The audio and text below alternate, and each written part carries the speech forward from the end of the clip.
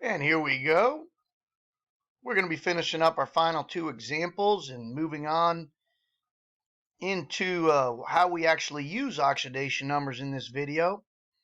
And this video goes along with our note packet 8-17.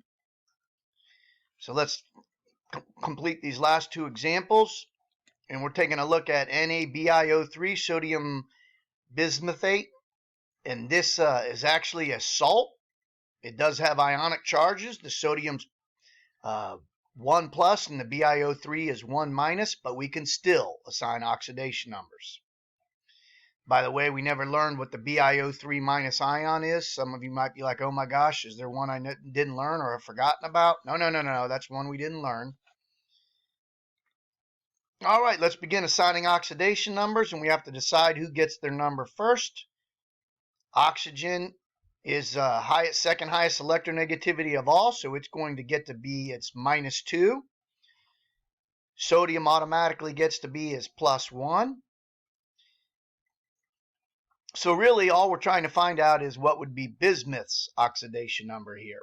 So again, the oxygen's -2. We have 3 of them, so the total minus is 6. We have 1 sodium at +1, so the total plus is +1. NaBiO3 does not have a charge, so our oxidation numbers would total 0 here. So what would the bismuth have to be in order for these numbers to total 0? -6 plus 1, we would need bismuth to be +5. +1 plus 5 minus 6 is 0. So our bismuth here is +5. The oxygens get their number of -2. The sodium gets its number of +1. And now for our final example, example 11, we want to do one more polyatomic ion. This time we're going to do the sulfite ion. And again, we can assign oxidation numbers to anything we want. So let's go ahead and see how we do the sulfite ion. Oxygen's 3,5, sulfur's 2,5. So oxygen's going to get its -2. It's stronger here. So we're going to need to figure out what sulfur's number would be here. So the oxygen automatically gets its -2. We have 3 oxygens, so the total negative oxidation numbers is -6. The sulfide ion is charged 2-, so the oxidation numbers have to add up to -2. So what would the sulfur have to be? Well, if you said +4, you've got it right. +4 minus 6 is -2. So the sulfur is a +4 oxidation number. That allows our oxidation numbers to add up to -2, which corresponds to the 2- charge of the sulfur, or of the sulfite ion. So now that we know how to determine oxidation numbers, a fair question to ask is, why do we even care about these numbers? Well, there's a bunch of reasons why, but taking a look at 2 good reasons why. Reason number 1, oxidation numbers can be used in a method to name binary molecular compounds using the Stock system. Internationally, the Stock system is used to name both ionic compounds and binary molecular compounds. Earlier this year, we learned to name binary compounds using the prefix system, where we use the monos, dis, tris, tetras, etc. But there are many that use the Stock system. They don't even use prefixes for binary molecular compounds quite often.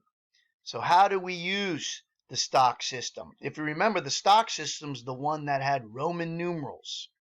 We already learned to use the Stock system for naming binary ionic compounds that had metals with multiple charges. A lot of you will remember this. For instance, NiO. Nickel has multiple charges. It can be 2+ or 3+, the same as iron and cobalt. So how do we know what nickel's charge is here? We use the anion. The oxide ion here is 2-. So the total negative is 2- since there's only one oxide ion here. So the total plus is 2+. We only have 1 nickel. 2+ divided by 1 is 2.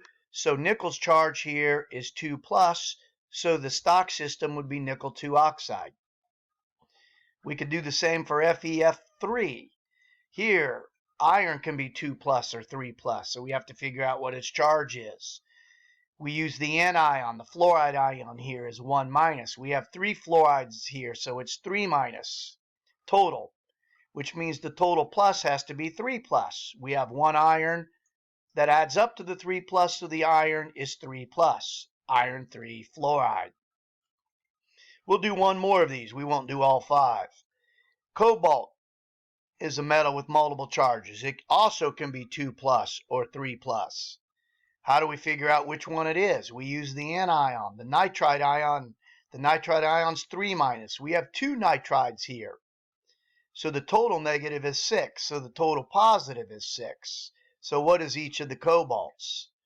Because the Roman numeral shows what each of them are. So we have 3 cobalts adding up to 6 plus. 6 plus divided by 3 is 2. Each of the cobalts here is 2 plus. So we would call this cobalt 2 nitride. And you could do the same for those down there. Those are some additional examples.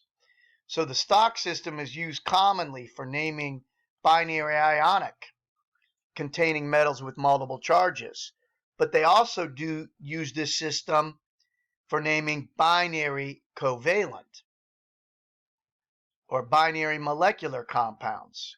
Here they would use a Roman numeral, but nothing in a binary covalent or binary molecular compound actually has a charge. So the Roman numeral here is actually going to signify the oxidation number or state of the less electronegative element in the binary molecular compound.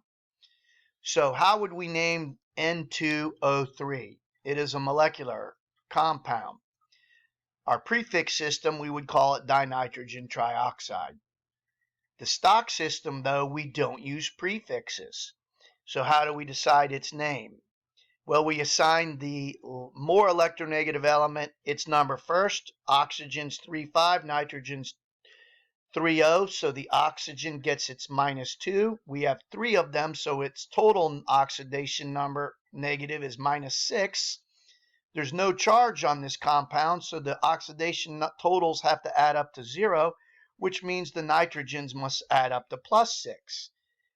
We have 2 nitrogens that would add up to the +6. +6 divided by 2, each of the nitrogens would be +3. The stock system would call this nitrogen 3 oxide.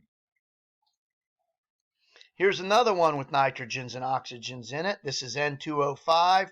The prefix system would be dinitrogen pentoxide, but the stock system doesn't use prefixes. So if someone said name this using the stock system, well, once again, the oxygen's the more electronegative element, so it gets its number -2. 5 times -2 is -10. There's no overall charge here, so the total positives would have to be +10. We have 2 nitrogens adding up to +10. +10 divided by 2, each of the nitrogens would be behaving like they're +5. So we could call this nitrogen 5 oxide.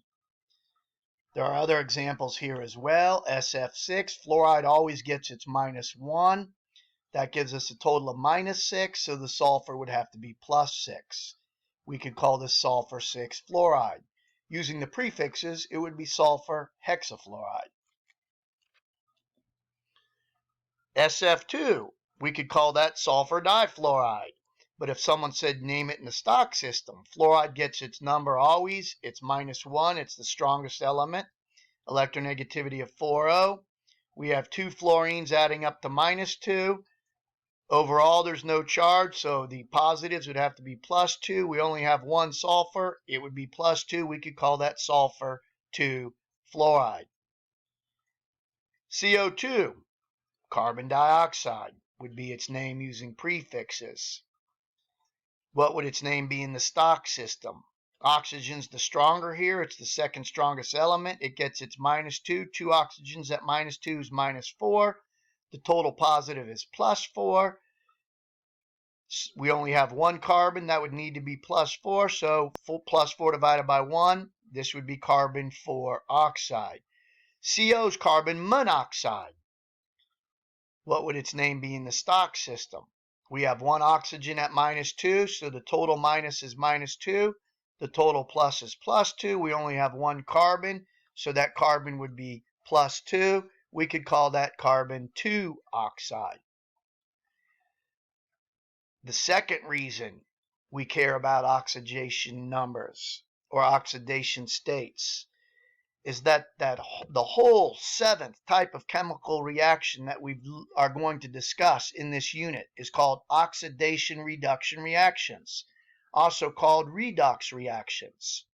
Oxidation numbers are actually used to identify a reaction as falling under the category of oxidation reduction reactions. In oxidation reduction reactions, what essentially happens is the oxidation numbers change for the atoms that are in the reactions. They change because the atoms can gain or lose electrons, or they change because the distribution of the electrons changes during the course of the chemical reaction. So oxidation numbers are very important in looking at what happens in oxidation reduction reactions. And in our next video, we will talk about oxidation reduction reactions and how oxidation numbers are used in these reactions. Thank you for watching this video.